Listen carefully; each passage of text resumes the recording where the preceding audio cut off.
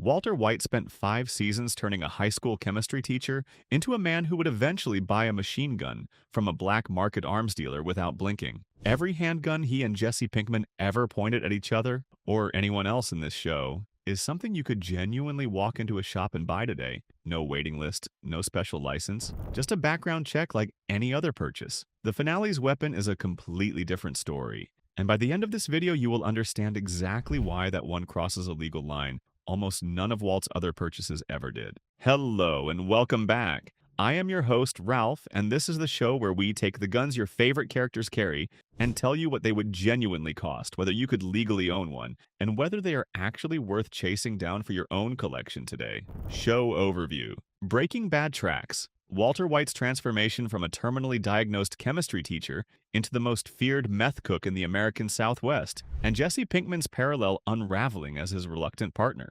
What makes the show's gun choices so interesting is how deliberately unglamorous they are for most of the run, especially by television standards. These are not tactical operators reaching for military hardware, they are two amateurs buying whatever a sketchy dealer hands them out of genuine fear. And the guns escalate in exactly the way you would expect two increasingly desperate, increasingly paranoid men to escalate over time. From a cheap revolver bought in a panic to something that should have never been sitting in a suburban garage. The show's creator has talked about wanting every single weapon choice to track the character's emotional state rather than just look cool on camera. And it genuinely shows once you start paying attention. Walt's guns get smaller and easier to hide as his home life gets more precarious, while the finale's weapon is the moment the show finally lets him stop hiding entirely and commit to something genuinely irreversible. We are covering 4 pieces from across the series, 2 guns Walt personally owned, the revolver Jesse bought for himself, and the one purchase that turns this whole episode from a buying guide into a legal warning.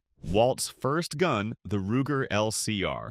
Walt's first gun purchase in the entire series is a Ruger LCR, a lightweight, polymer-framed .38 special revolver he buys from the show's recurring arms dealer character Lawson, specifically because he is terrified of his boss and wants a way to defend himself. Lawson even coaches him on loading it with hollow points and warns him not to cross-draw unless he is sitting down. Small, grounded advice that makes the scene feel more like an actual gun store transaction than a movie moment. And it is exactly the kind of practical detail that makes the show's gun culture feel authentic rather than exaggerated for drama. Walt carries this revolver for most of that stretch of the show, and it eventually gets used for real, and then left behind and destroyed along with the rest of his lab. The real gun is one of the more approachable options on this entire list. The Ruger LCR uses an aluminum and polymer frame with a stainless steel barrel and cylinder, which keeps it genuinely light for a revolver, and it is available in .38 Special, .357 Magnum, and a couple of other chamberings depending on configuration. Ruger also builds the trigger on a friction-reducing cam system rather than a traditional leaf spring, which gives it a noticeably smoother pull than a lot of other lightweight revolvers in this price range, something reviewers still point out as the model's standout feature years after release. Current pricing typically lands somewhere between $500 and $650 depending on caliber and sights, and it remains one of the most popular concealed carry revolvers on the market today, widely stocked at almost any gun shop. A standard background check is all that stands between you and this one. Nothing exotic. Nothing that requires special paperwork. Verdict. This is the most beginner-friendly gun on Walt's entire arc. Light, easy to conceal, and a genuinely smart pick for someone who wants a simple, reliable revolver without a steep learning curve or a big price tag attached to it. Walt's second gun, the Smith Wesson model, 442. After the LCR is destroyed, Walt quietly buys a replacement off-screen, a Smith & Wesson Model 442, a small hammerless revolver he hides inside a vending machine at his car wash for emergencies. He pulls it out once his relationship with Jesse completely collapses, and he genuinely fears for his family's safety, and it becomes his companion through some of the show's tensest, most paranoid stretches, right up until he throws it to the ground rather than use it on his own brother-in-law. The 442 is a classic snub-nosed .38 Special, built on Smith & Wesson's aluminum alloy J-frame, and its defining feature is that hammerless, shrouded design, which means there is nothing to snag on clothing during a fast draw from a pocket or a waistband, and no exposed hammer to worry about catching on a jacket lining. It is a 5-shot revolver, genuinely tiny, genuinely easy to carry all day without printing through clothing, and its double-action only trigger means every single pull is the same weight and length. which some owners actually prefer for a true panic button gun, since there is no separate lighter single-action mode to accidentally rely on under stress. Current market pricing typically runs somewhere between $450 and $550, and like the LCR, it requires nothing beyond a standard background check in the vast majority of states. Verdict, an even more discreet option than Walt's first gun, and honestly one of the most trusted, well-respected names in the entire deep concealment revolver category. Plenty of real-world owners carry this exact model today for the same reasons a paranoid chemistry teacher would. Jesse's gun, the Ruger SP101. Jesse buys his own protection early in the series, a Ruger SP101, purchased from a street dealer out of genuine fear of Tuco Salamanca, one of the more volatile and dangerous figures in the early seasons. Walt actually takes the gun away from him almost immediately, doubting Jesse knows how to use it safely, and hides it in a vent, only handing it back later when there is an actual problem that needs solving. It becomes a recurring prop for both characters across the earlier seasons,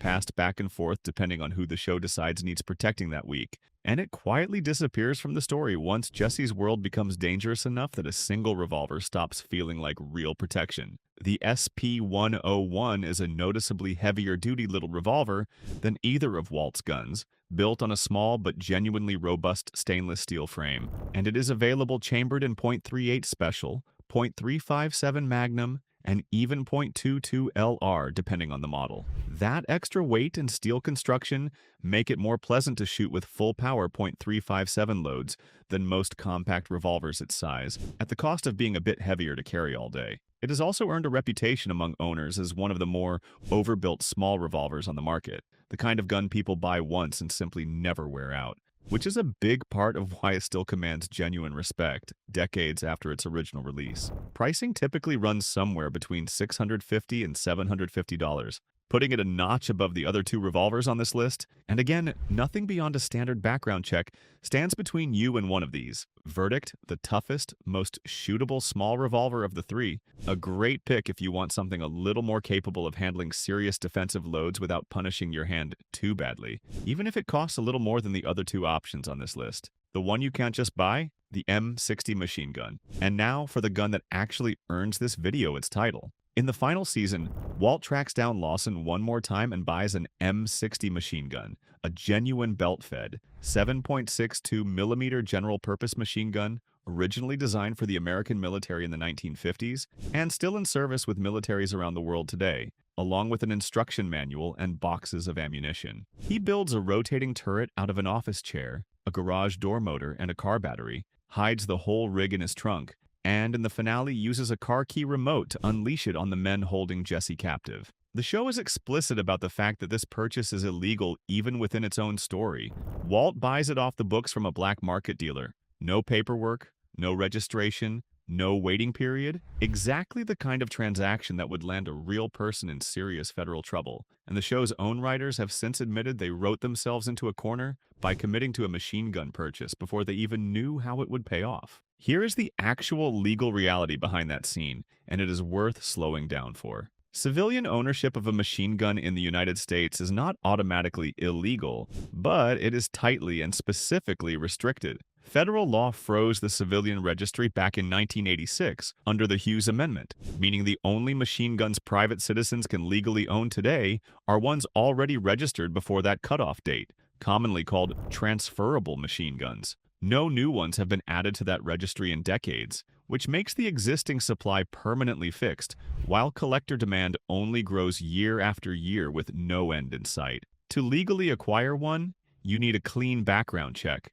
an ATF Form 4, fingerprints, a $200 tax stamp, and typically a wait of several months to over a year for approval, all handled through a licensed dealer. Never a stranger in a parking lot the way the show portrays it. And then there is the price. A genuine transferable M60 in today's market typically runs somewhere between $60,000 and well over $120,000, depending on configuration, condition, and originality, with some clean examples selling north of $110,000. For context, that is not even close to the entry point for this hobby. A transferable Uzi or similar submachine gun can be found for somewhere around $10,000 to $15,000, which tells you just how much of a premium a full-size belt-fed military machine gun like the M60 commands specifically because of how few of them exist on the registry. On top of the price and the paperwork, ownership also depends entirely on where you live. Several states ban civilian machine gun ownership outright regardless of federal registration, so even someone with the money and the patience for the process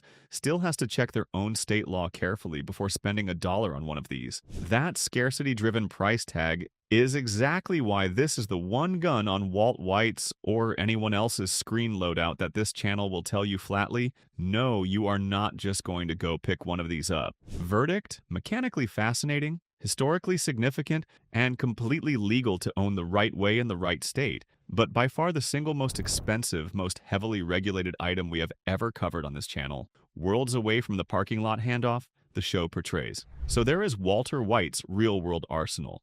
3 revolvers that almost anyone could reasonably buy this week, and 1 piece of genuine military hardware that requires deep pockets, a clean record, and a lot of patience with federal paperwork to ever legally own. It is a fitting note to end on for a show built entirely around the gap between what looks easy and effortless on screen and what actually takes real money, real paperwork, and real patience in real life. If there is another character's loadout you want priced out and broken down the same way, drop it in the comments. I read every single one of them. Subscribe and turn on notifications if you want these breakdowns as they come out, and share this with anyone who has ever rewatched that finale and wondered what it would actually take to legally own that gun. Thanks for watching, and I will see you in the next one.